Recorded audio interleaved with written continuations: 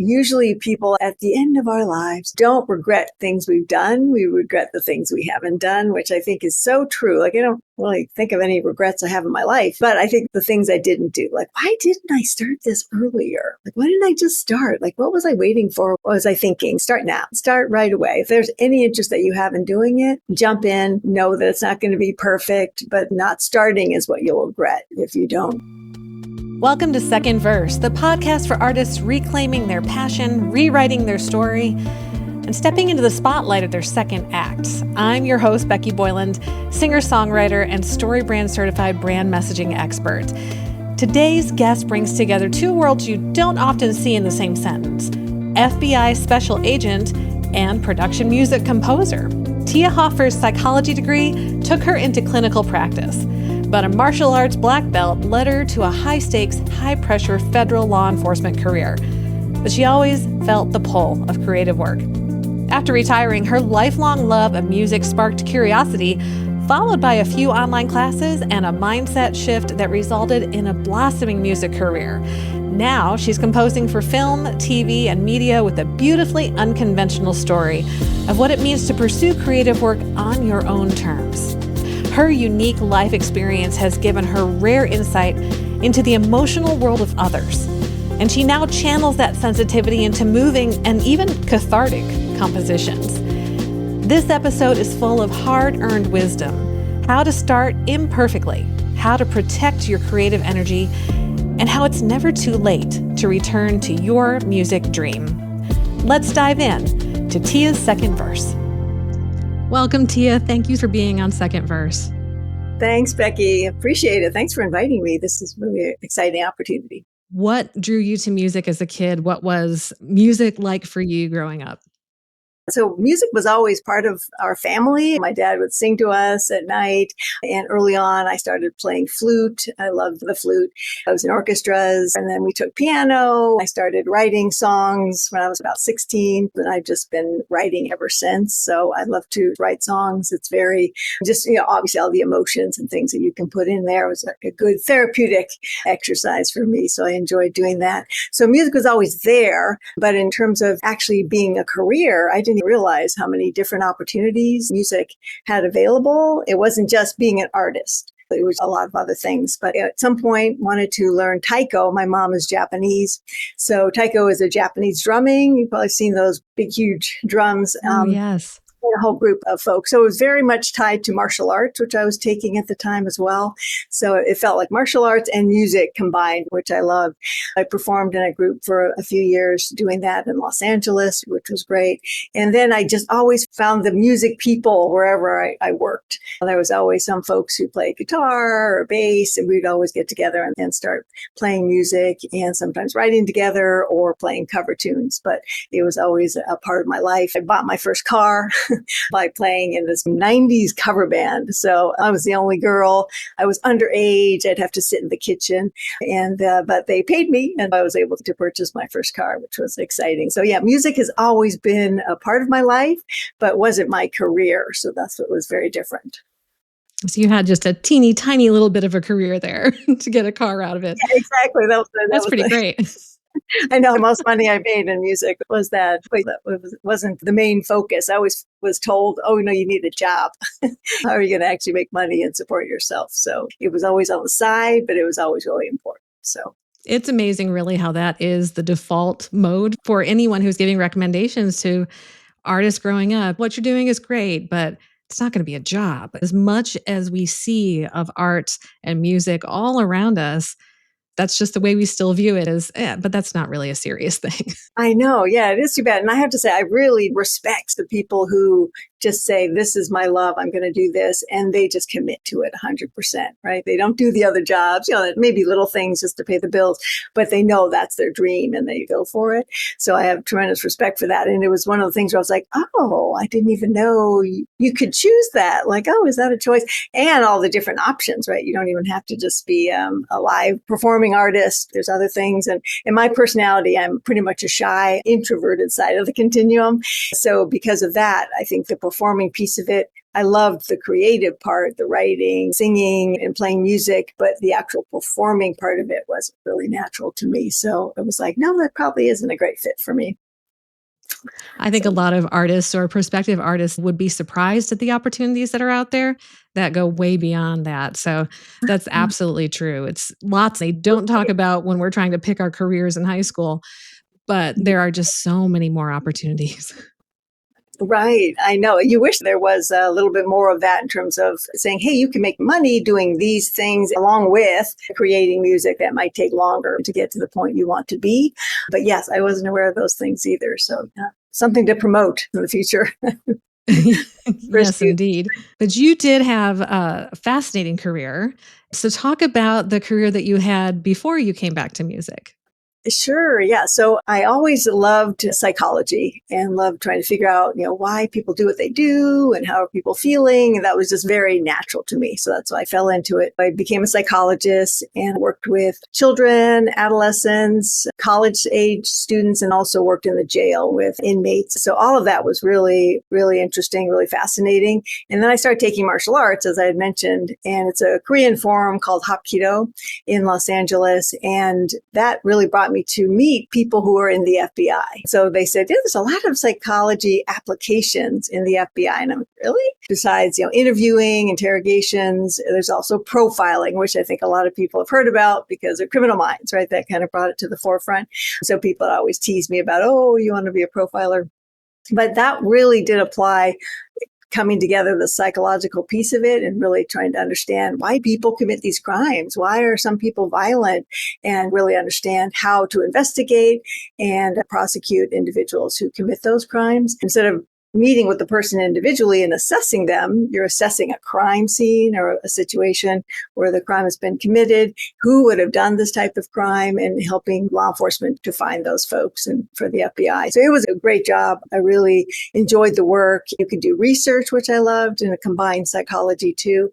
So researching subjects, interviewing subjects, applying the information we gleaned to cases and ongoing cases to help solve some of those serial murders. We worked a lot with the children. So it was child exploitation, child pornography, kidnappings, homicides. So it was a lot of really intense crimes. And so, it was interesting to have to process that emotionally. And that's where I think music, the convergence of the music, is in some way cathartic, right? That you could express some of those emotions through the music at the time as well. So that's why music was always there and was always a sort of a therapy in a lot of ways for me. So the career, that was great. And then I retired in 2018. And then, shortly after, as we know, right, COVID hit. And that's when we were working from home. And I thought, I've always wanted to produce music, to learn how to do it. I didn't think I ever could. Because it just seemed so overwhelming, just learning. At times I'd kind of tried to do it, open up the DAW, and just would be like, oh my gosh, this is too much. I can't. My brain doesn't think that way, right? My brain doesn't work that way. And I'm more people oriented and understanding people, but not machines. And so it was a huge, steep learning curve. But in terms of the music production, when I found Chris Bradley's course, Produced Like a Boss, that was the first time someone spoke to me in a way that I could understand.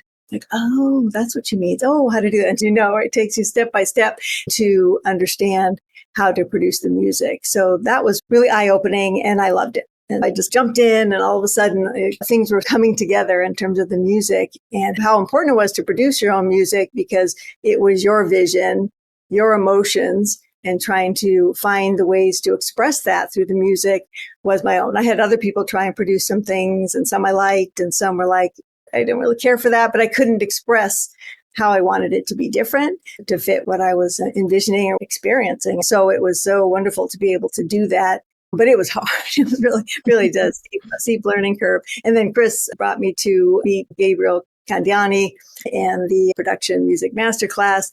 And that took to a different level because people kept saying sound selection, sound selection. I was like, I don't understand what that means. Like I'm picking a guitar, I'm picking but when he compared, he actually played for me like, here's a brass. You see, this brass doesn't fit with this genre. This is brass for cinematic. Oh, this brass is going to be something more for, sports rock or something. It's going to be this intense. Oh, and that was the first sort of light bulb moment that I realized what sound selection meant and how to utilize that more effectively in terms of what I'm trying to achieve and the emotion I'm trying to achieve. So that was really kind of bringing me back to music because, as you know, I'm older and having retired from one job, realizing this is on my bucket list. If I'm not going to do it now, when, right? It's just like, come on, Tia, just get this together. And so that was what made me realize I need to do this. And so my bucket list is having a song placed in a music library, ready for licensing and licensed to something. So that was just like one song. So that was my initial goal in terms of the music production. That's what really drew me back. And I'm so excited I was able to expand in this area and learn something new. It was just exciting to learn something new. It's always so great too when you can have that one goal, and we'll end up talking about this a little bit more, but you have that one goal and then you blow past that and you've accomplished way more than that. But it is also, when it comes to production, there's so much inside language and it does make it really almost unattainable. And it's not that it's as difficult as it is to actually do it as it is to have the conversation. Even saying to a producer, this is what I want, but you're at a point where you can't extract it from your brain and you don't have the language that they use. That transformation of being able to train your ear to understand, this is that sound that I'm looking for, and this is what makes it distinctive. I love your illustration of brass because any type of instrument, whether it's brass or guitars or strings, have different flavors depending on how they're used. And a lot of it's how it's processed, but sometimes it's how it's performed. It's one thing to say, well, I want brass here. And it's another to say, I want this kind of brass that has this type of feature and this type of tone and this type of EQ. That is where you've stepped over the edge. Like, I now get this. Those are those huge leaps in what you can accomplish in doing your own production, or even just having the conversation if somebody else is producing for you and tell them what you really want rather than leaving it up to their own devices. It's so hard when they are crafting something on your behalf, but it doesn't sound like you. That's such a powerful way to take back your own music and gain that skill to be able to produce for yourself. Right. It really is. Like you said, you have the language to communicate, even if you're trying to get somebody else, which I'm going to be doing that, I guess, coming up soon, having some live instruments instead of the box. And how do I explain what I want? And then sometimes they're probably more skilled than I am. Like, I'm not a drummer unless you're going to do taiko, which I don't think applies to all genres. They may be the experts more than I, though I do know if it sounds right. The biggest thing is, does it sound good? Does it sound good to you? That's the final determination. But yes, having that language and being able to pull some sampled sounds can give them an illustration of, here's what I want it to sound like, but you make it better, right? Because you're the expert drummer or guitarist or whatever it is. It's nice when you can get past the point where you're just using sound effects to explain a drum pattern to where you can actually say, oh, I want you to do a tom groove or something like that. Right, exactly. That was one of my pandemic projects, learning to play drums. I don't actually play them to record them or put them on my tracks, but partly it's just for fun. Although I was so excited when I got to a point where I could hold down a groove. But the other part of it is just understanding, because when I process and when I program drums, I want to make sure I'm creating something that actually could be played. And it's not that occasionally, obviously, if you're doing electronic drums, you will layer things that just no one could play. But there comes a point when it just sounds so busy and crazy that it's not enjoyable because it feels so not human. Right. And it's really helpful when I can follow a fill across. And that's one of the big things, especially fills, making fills sound human. And it also has helped me to tell my human drummers, oh, this is the kind of groove that I want. And to actually be able to talk to them in language that they understand. So it really does elevate your capabilities across a wide berth of musicianship to be able to have those conversations as well as craft your own music with that deeper knowledge and understanding. It's so true. It's interesting because like you have used or listened to various flute sounds and they don't sound like flute to me, right? And I'm sure, string players, everybody feels the same, right? There's something like you said, you lose that element of humanity, right? The humanness, especially with any kind of woodwind, where there's they're not breathing or there isn't any variation and things. Sometimes you can layer those things and it sounds like you can support your instrumentation with something sample, but you want something human in there too. So yeah, that's very true. So talk about the kind of music that you produce and your process. I get the sense that there's a lot of your psychology that goes back into your music as well. And I think that's really fascinating. Yeah, and I didn't realize it. So interesting working with Gabriel. What came out was my love of dark, cinematic, heavy instrumentation and music.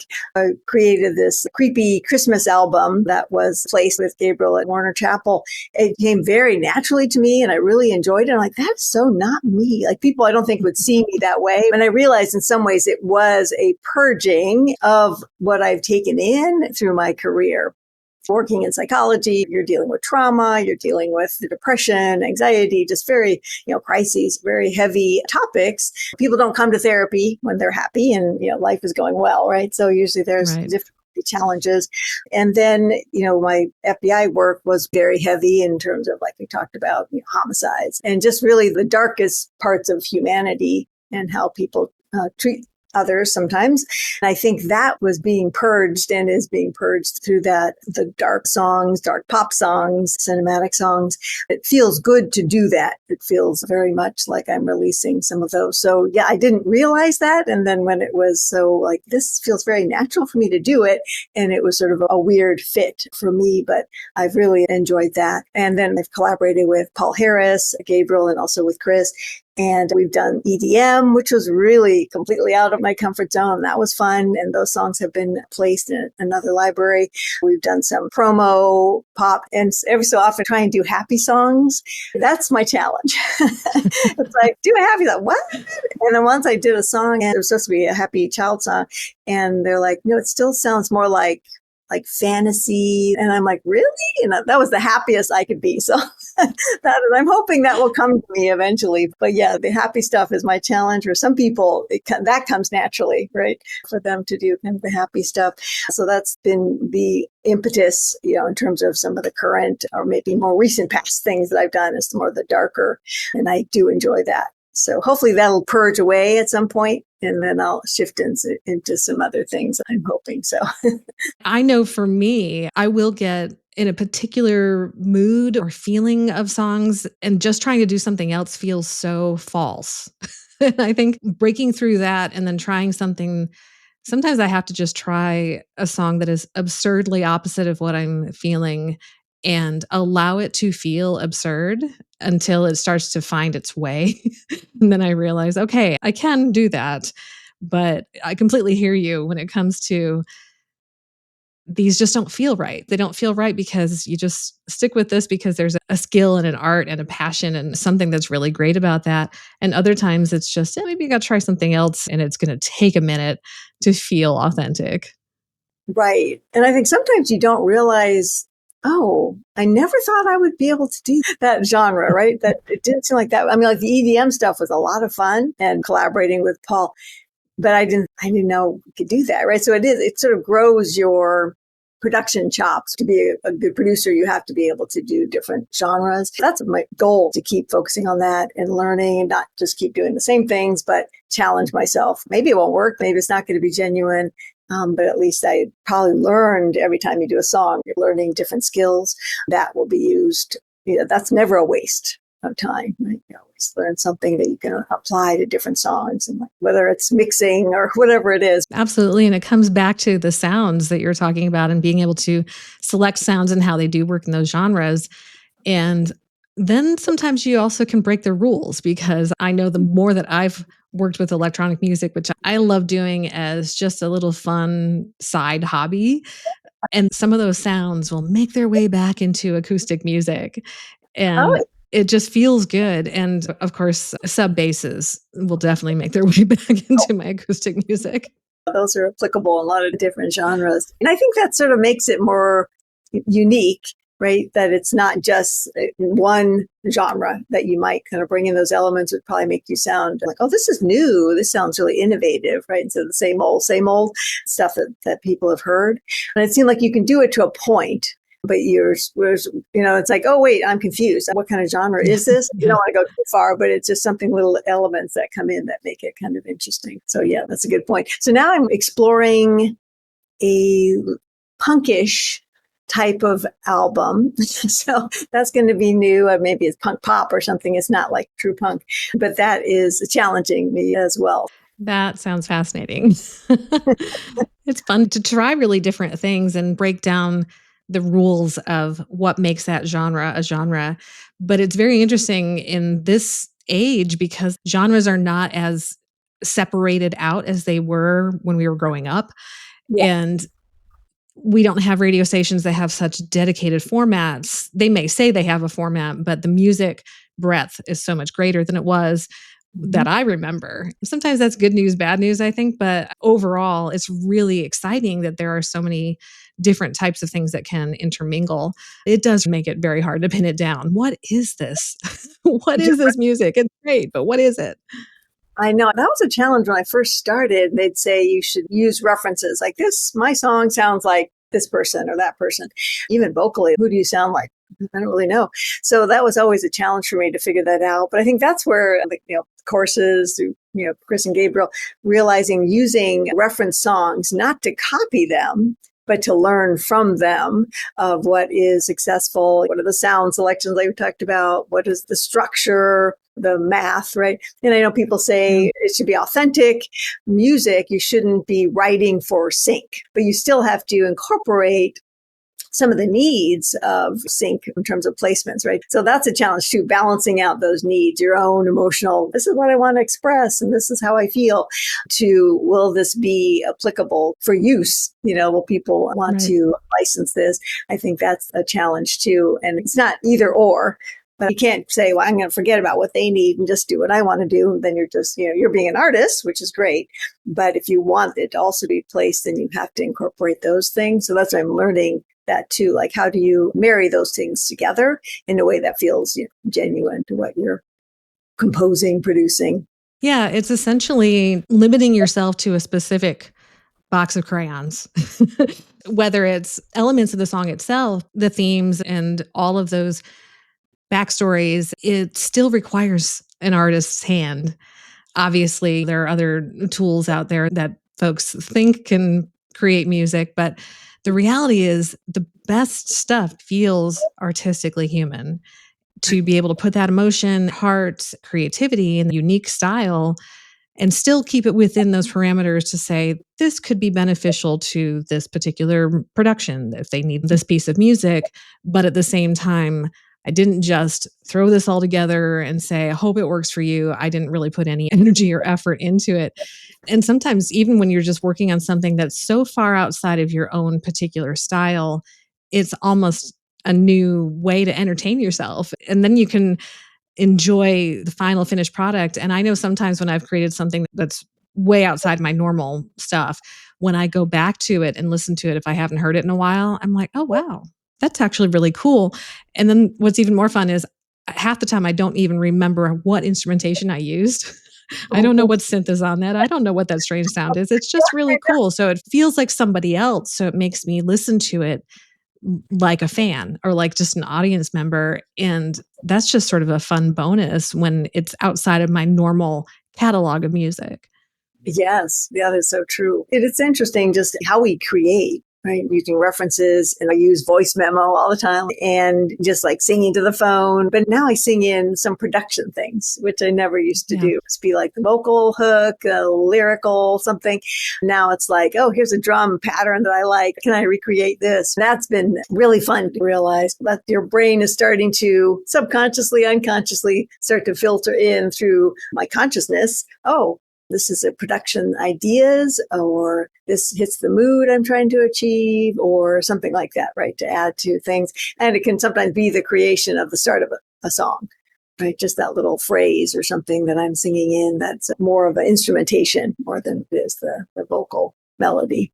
So it's like your creative ingredients that you're just waiting for the right recipe for. And Yes. you have all of these assets in place. It's really, really fun. Although occasionally I have to go back into my voice memos and start cleaning things up. Otherwise, it's like, well, what are all these things? You're like, no, that's not going to be something. Time to delete that one. Yeah, that one's, what was I thinking, right? Naming them. Oh, yeah. You name them?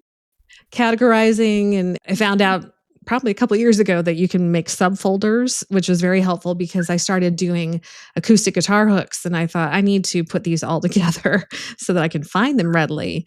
And because that's the only thing is that my voice memos are named by either my location or the time as far as the default, which is entirely unhelpful, especially since I'm home all the time when I'm making these. And it's so fun. It's sort of like with those finished compositions that I haven't heard in a while. Going back through those voice memos can be gold. Yeah, exactly. I didn't know you could do subfolders or categories. That's really a good thing because I do the same thing. Once I start naming them, then it's much more helpful.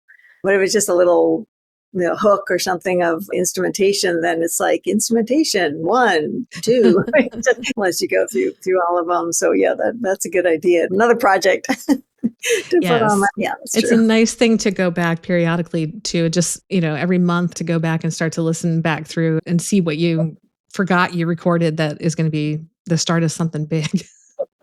Right. I'm in that review, I guess maybe in January, I started reviewing all the songs that I produced that didn't get completed and why, and do they need something? Do I want to move them forward or not? I'll put them in some other, the graveyard folder. So yeah, I'm trying to make some of those decisions now and take a look at some things. So and get organized. We'll be back with more after the break. Second Verse is sponsored by Attitude Creativity. Many indie music artists don't have a website that grows their audience and reflects who they are, so they get lost in the noise of streaming. Marketing and brand messaging with Attitude Creativity helps boost your brand and build a site that hits all the right notes. You want to be an artist who stands out from the crowd, and to do that, you need your music to be heard. If your website doesn't reflect who you are or make an impact, you feel like a singer who's been handed a pair of drumsticks instead of a mic. You deserve a website and brand messaging you can be proud of, and that doesn't take time away from your music. As an artist like you, I understand how overwhelming websites and marketing can be. And that's why, putting on my other creative hat, I put my decades of marketing and development experience to work for you. You'll no longer have to apologize for your website. You'll look and feel like a professional with a custom story branded website you can be proud of. And right now, you can get a head start with my free downloadable EPK blueprint and start building your electronic press kit to promote your music. Head to attitudecreativity.com/blueprint to get your copy. That's Attitude, ATTITUDE, creativity.com/blueprint. And so production music is your primary focus. Are there other musical endeavors that you're working on as well? I initially wanted to do lots of different things, especially in Chris's courses. She presents different ideas of how to be successful in the music world. I was so excited about all the things. And now I'm shifting into a kind of focusing a little bit more and realizing some of the things took me away from what I really want to do, even though they were fun. I think you need to focus a little bit better, especially when life kind of comes into play. And that was something that recently I've had medical issues for many years, a couple of autoimmune disorders, right? That kind of flare up at times and kind of ups and downs. And then for months I had a migraine that was just not going to go away. Realizing I created systems and approaches that worked at certain times, and then realizing I have to reevaluate the things I'm going to focus on and the systems because I don't have the energy to do everything I was doing before, which I think has actually been helpful. It's been a positive thing and a good process to just go through and prioritize and say, okay, what do I really want? What means something to me, especially in this phase of my life, right? Kind of being in that sort of I'm still working, but kind of retirement phase of my life. What's meaningful to me now? I'm listening to a lot of productivity, tutorials and webinars, trying to organize things and focus on that. Production music, I really love doing that. And that's something I have a little bit more control over. I have goals and I do much better. If I have a deadline, a goal, schedule, a structure. This is a project I want to work on and complete. That's much better for me than sort of open-ended. So anyway, so yeah, that is my focus right now, is the production. And then we had talked about, I'm just sort of potentially interested in doing something I was trying to, how do you give back? I'm not an expert in music production, right? I'm not going to be teaching people on music production, but because of my background as a psychologist, can I provide something to creative people, to musicians that might be a help? That was one area I was trying to figure out, like what a YouTube tutorial, coaching, something, right? That might be helpful to people in terms of understanding their blocks, obstacles, things that challenge them to move forward in the creative realm. People talk a lot about perfectionism or procrastination, and there's lots of ideas of how to overcome those things. But for me, the self-awareness and self-understanding on a deeper level is what helps us to get to the next phase. Right? People can say, do A, B, C, D. And it's like, yeah, if I could do that, that would be quite easy. But sometimes those challenges really do hold us back, whether it's fear of rejection, fear of judgment, fear of failure, or fear of success.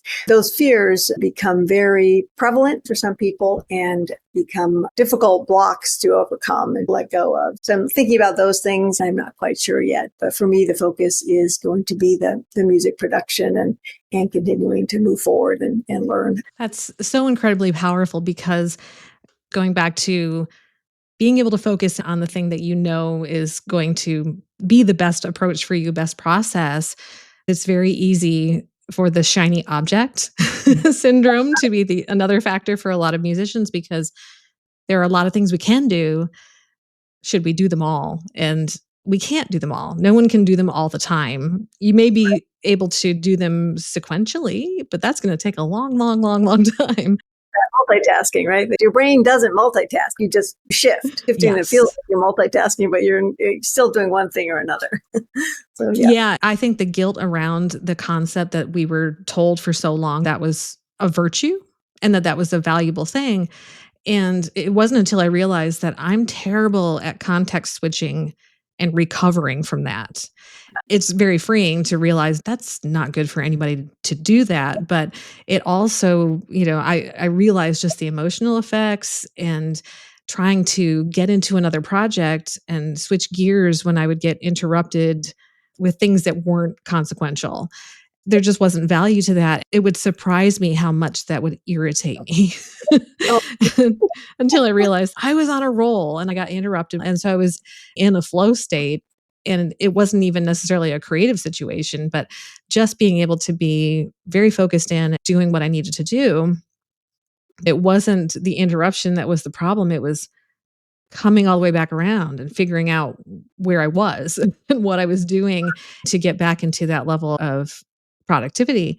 For a lot of artists, a lot of musicians, a lot of producers, some of those challenges that you were talking about are so important. I think that will be a tremendously beneficial thing. And I know you're still working out the details of what that's going to look like. But yes, I probably have a lot of ideas. Well, part of it for me, and I think just the biggest thing was over the last 3 or 4 years, really starting to understand myself better and understand how my brain works.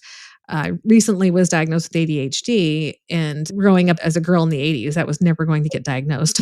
So I was just a precocious kid and very particular about how I wanted things to be. And then, of course, context switching was going to be a problem for me. And I anecdotally have known a number of artists who would also say that they have ADHD. And so I think that acknowledgement that many types of neurodivergence are going to coexist with creativity. Mm-hmm. And there are great benefits of that. And then there are great challenges to that just because of how our world is wired compared to how our brains are wired. Having psychological support is so important and beneficial. I can just imagine tremendous things coming from that kind of support. Yeah, it's interesting that you said if you don't fit the mold of how people process things or work in certain ways, then it affects the self-esteem, right? And your sense of self-efficacy. What's wrong with me that I can't do it the way they do it? And that is that vicious cycle. right? You're kind of beating yourself up because why don't I think this way or work this way? Instead of being able to really value it and embrace it. It's interesting. I'm decluttering my house. This is a big project for me. I'm taking all these tutorials. And so one of them, she talks about your style of, and I always thought I'm just a slob. I'm just disorganized.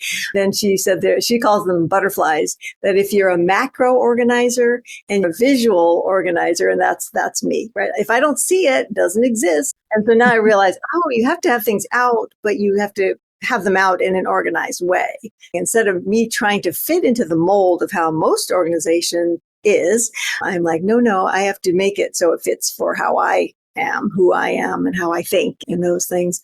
And so I agree with you. Like if you have those specific neurodivergent behaviors, you have to work within what you have and who you are instead.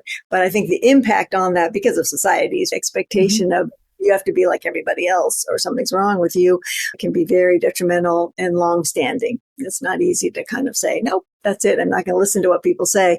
It's something you sometimes have to overcome and work through, and therapy or whatever it is. But it is important that you can embrace, nope, this is how I work, and I'm going to figure out methods that fit within my approach to things and be successful in any way that you want to be. Exactly. Because I think there's just so much shame associated with this is the way you keep a house. This is the way you do your homework, or this is the way that certain things have to be. Thankfully, there seems to be a bit more societal permission to do it differently now. But it's sort of like living in that halfway point between a major shift. And it's sort of like everybody got married when they were 20, 50 years ago. And now people are single into their 60s. There's such a range, but there's still that perspective that this is the way it's done, even though this is largely not the way it happens anymore. So we still hold on to these old viewpoints that are out of sync. And it's just very confusing. I agree with you. I think the challenge is not internalizing those messages. You're not good enough. Something's wrong with you. The themes that people often carry with us, whether it's a family member or society or whoever it is, has sort of communicated to us when we were young and more open to absorbing those things. And then how do you pull them back out and let go of them? And then, of course, as business people, basically as artists who are, making new careers, we have to figure out how do we get known? How do we get this information out in front of people? The biggest challenge is websites and social media. How is that going for you? Eek. Yeah, so that is my challenge in terms of branding. This year, that is on my to-do list, learning how to utilize that more effectively. I'm sort of in the process of sort of revamping website to see if I can make it more streamlined, more focused, and clearer in terms of what my message and goals are. That's something I've been trying different things. And that's a challenge. I think the music business piece of it is very much a challenge for me. That's not a world in business at all, like psychology, FBI, none of it was business related. So I didn't really learn those tools. Social media has always been difficult, especially as both a psychologist and an agent. Both professions are very private. It's like you don't want to be putting things out that would be misinterpreted or detrimental to either populations you're working with or the work you do. With the FBI, definitely things were very, very private. So I didn't have any social media. So I have Facebook, Instagram. I've never posted anything. I haven't been doing it. I would like to put more than a toe in and maybe progress in that area a little bit more.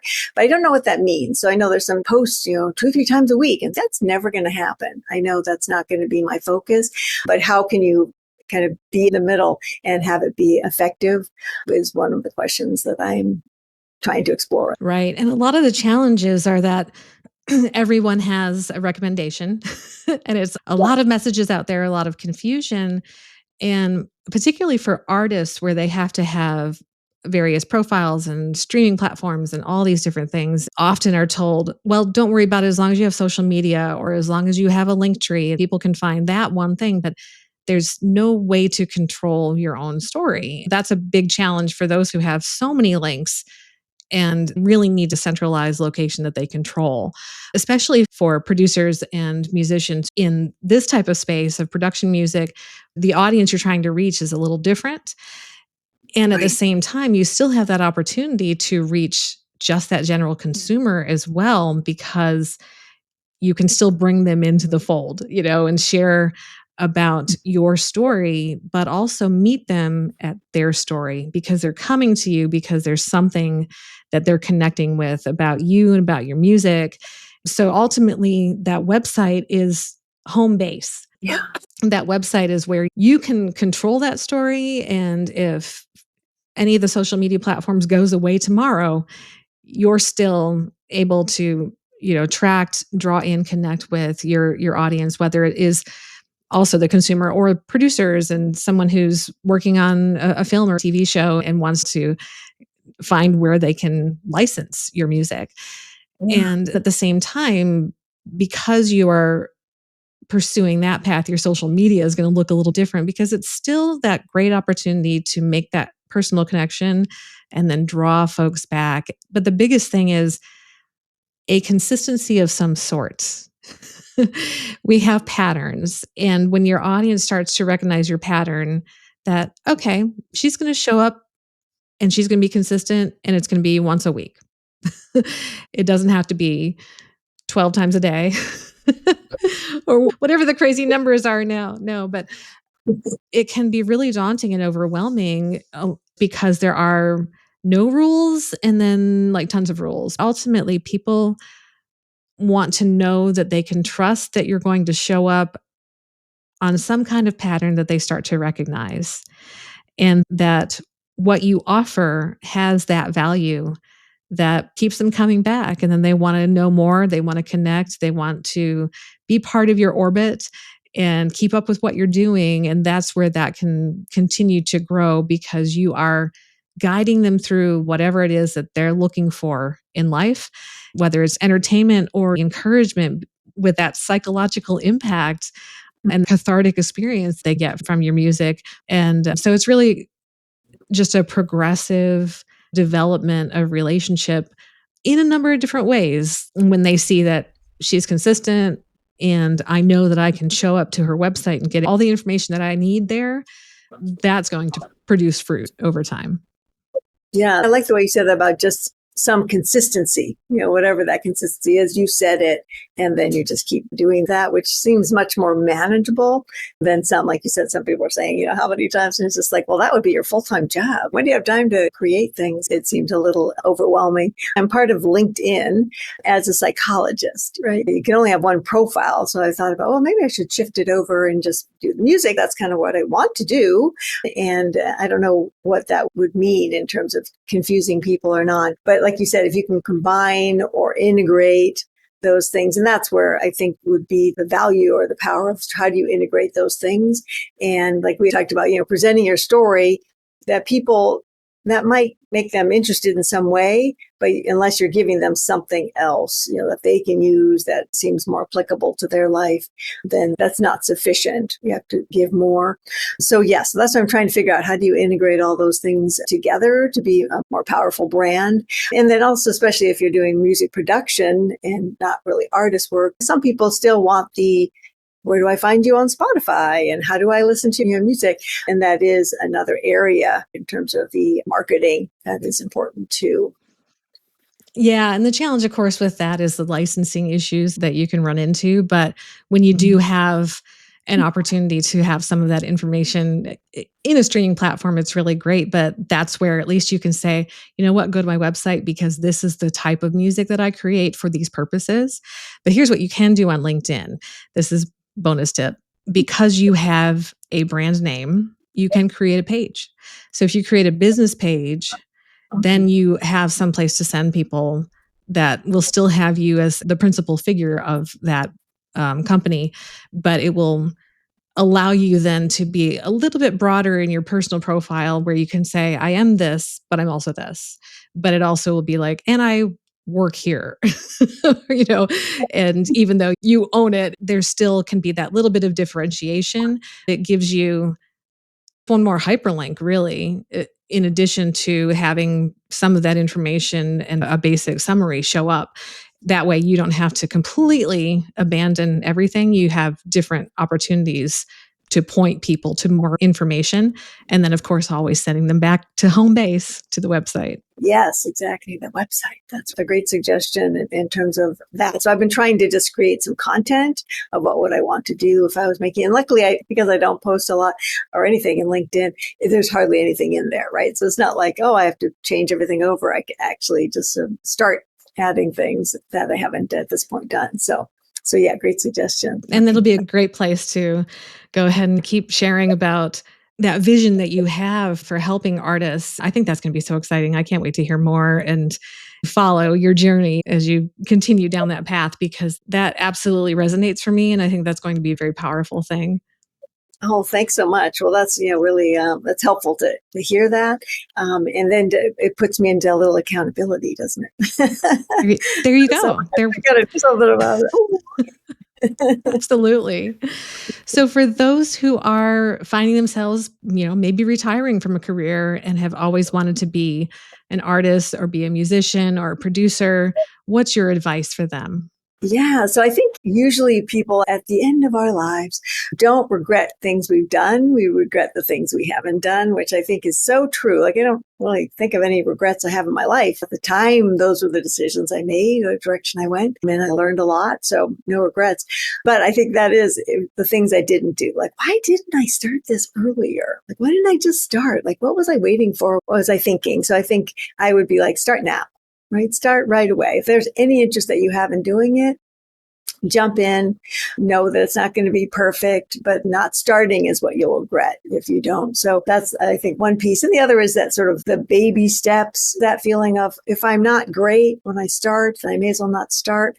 You will not be great, right? You're going to produce lots of bad stuff for a while, and then you get slowly better and better and better. And I'm still learning so much, and I know I have a long way to go, but just knowing I have to build on one skill. I just have to learn some new thing. In the declutter world, they said 5 minutes matter, right? And it really does. You don't have to spend the entire weekend and, 24/7 on some project. You just have to turn on the computer, open up whatever DAW you use and just start. And then it just sort of builds. And usually after, then you keep going, right? You're not going to stop at that point. You really are enjoying what you're doing. And I think, the final thing that I would say in terms of advice for getting started is I think it really does help to take some course. Right? You can do it on your own. You can read a book. You can do all those things. But I think what does help is having a place like the group you're a part of, if they have a Facebook group, that you can ask those questions right away and get feedback, that you have accountability, that you show up if there's, live meetings or things like that you're learning from each other, which is really powerful. So I think that helps to keep you going, because it's so easy, I think, to start and then be discouraged. Like, why doesn't the software package work? I can't get this to open. So I think what's helpful is realizing other people are learning too, and everyone is helping each other, as well as the instructor being there for you. So I think that's powerful. The whole tribe concept, community concept, right? Our sense of belonging is really important. And I think then you feel like, oh, what I'm doing is valuable. Other people are doing it too. It's not just me. Everybody knows everything and I don't know anything. Oh no, we're all in the same boat. We're all trying to figure it out. And people are really helpful. You ask a question and people post all kinds of, try this, try that. And that's really helpful. I know when I first started, that was invaluable to try and keep going, because sometimes it's very frustrating when the computer doesn't do what you want it to do, or you're struggling to learn some, what you at the time think, this is really basic. Why don't I know how to do this? And so getting those answers quickly is really important to not lose the momentum moving forward. And so you don't quit. Right. Recognizing that you're not alone. And then also that there are so many great mentors who are going to shave so much time off of what you have to learn. They've done all the heavy lifting. They've done all the hard work and are so generously helping you to get ahead a whole lot faster. Is just something that's so invaluable and so important to appreciate and recognize when there's someone in your path that can help. You can Google things, but it's just not the same. You read. It's not the same circumstance. The other thing is just not as much fun. Even introverts, having that kind of team or group that are supporting each other is much more fun, and meeting different people. I met you through those courses. I think that's really invaluable too. And I'm an introvert too. Yay, introverts unite. So yeah, one of the best books I ever read was called Quiet. I don't know if you've ever heard of that book. Anyway, it's just quiet. And it's like, how to mediate a world that can't stop talking, right? We're a world of extroverts with social media and everything. People are comfortable. Some people are really comfortable being on camera, being online. And as introverts, that's usually not something we're as comfortable with. She wrote that book and it was really an epiphany for me. Like, wow, if I knew about all these things, I would have made some different choices. Doesn't mean there were better choices, but maybe different choices in terms of that, because I realized, what do you need to do? Like, you can be in a kind of extroverted situation, presentations, performing, whatever you want to do, but you have to know, okay, that's going to take energy for me to put that out more than somebody who's an extrovert and is really comfortable doing it. Matter of fact, I worked with a classic extrovert and he would go from room to room, office to office, telling the same story. He would get more and more animated and he got more energized by doing that. Whereas for me, I'm like, I would have been exhausted doing that. But for him, that was how he gained his energy, right? So as an introvert, you can do all those things, but you have to fit in the time. That will be the downtime, the time to say, I need to just close up and be in my own little bubble. I need to read a little book. I need to, whatever I need to do on my own, then my energy will get back up again. I just can't keep putting that out and not finding the ways to gain energy back, which is for an introvert is more maybe quiet and solitude thing. I was once accused of being an extrovert by someone I'd worked with for 4 years. And I had never felt so unseen because I thought, how do you not know this about me? Like, and granted, I can do those things. And I think it's because he had seen me animated about something I was interested in. And that is definitely where the misconception comes. But yeah, after putting out all that energy and having to do that for an extensive amount of time, it's like, I need to go take a nap. You just have to let me be. And so it's not about how someone presents. And I think it's why there are a lot of introverts who actually do like to be on stage. And it's because it's their passion and it's also their bubble and they can do this thing and then walk away. Yeah. And so it's not unusual. I know. I was accused of being an extrovert once too, because I was doing presentations. It's like, well, you must be an extrovert. You're out there presenting. It's like, no, that's not the same thing. It does apply to a lot of artists because there is that assumption that if I'm going to put my music out there, then I must be so extroverted. And I think that panic that comes with it is the natural thing of recognizing that I don't have that kind of energy. But there are lots of ways, which I think brings this full circle. There are lots of ways to make a living in music, and it doesn't have to look the same because there are just so many needs because music is so core to our society and not just for our entertainment, but for our emotional betterment and just the fact that beauty and aesthetics are crucial to a healthy life. So there's lots of ways to do it. That's true. Music is so vital in everything that we do. You probably know Michael Elsner, but he would say, you don't watch TV, listen to TV. And I started doing that when I first started producing. And it was really fascinating to just listen to how is the music used. You feel the music right away when you're listening and watching television, movies, seeing how it's applied has been fascinating to see, like, oh, that's the emotional piece. Oh, look, there's no music. They literally dropped out the music and how that's powerful in a different way. And so just seeing the application of music in all these different areas. Can you imagine a world without music? If you watch the show without music, it's very strange. Right? It just lacks so much of the depth. They talk about that with folks who have brain disorders, that they can sing a song or play something, but then they can't actually talk to somebody. It's tapping into parts of our brain that is so different, so visceral, and so important. Yeah, absolutely. How can people find you online? Zeninu Music, that is my website, the Instagram as well. Facebook is Tia Lane. So yeah, that's the name I started using, Tia Lane, but now I just use my name. Zeninu Music, which is Zen. Inu is Japanese for dog. And so it's Zen dog. I had somebody as a tattoo artist create a picture of a dog playing an ukulele. I don't know if it fits the brand now or not, but yeah, that's the brand image. So that's where they can find me. And I will make sure that all of that's in the show notes so that they can keep up with what you're working on. This has been absolutely delightful.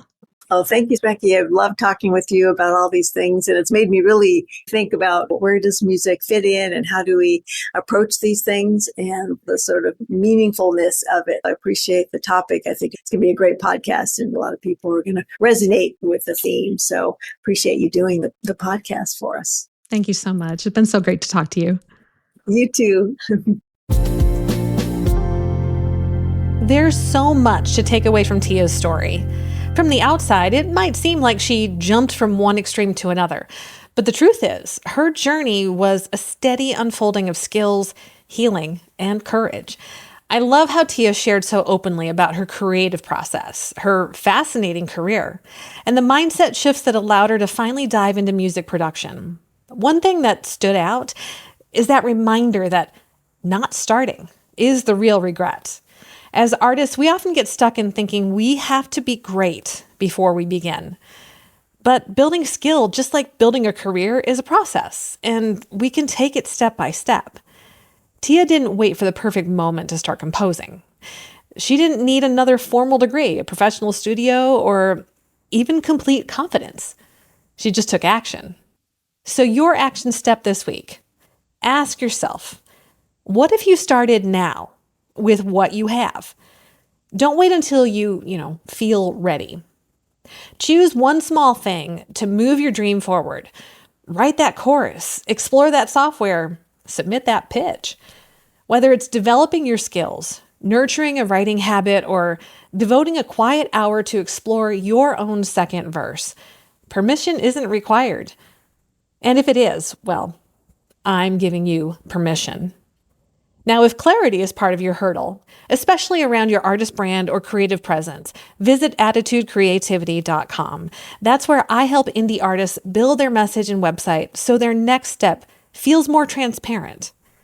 If this episode encouraged you, please subscribe to Second Verse, leave a review, and share it with a friend. Your support helps independent voices like Tia's reach the people who need them. And you never know who might need a little nudge toward their own second verse. And now enjoy Shame by Kai Z, written by Tia Hoffer and Paul Harris.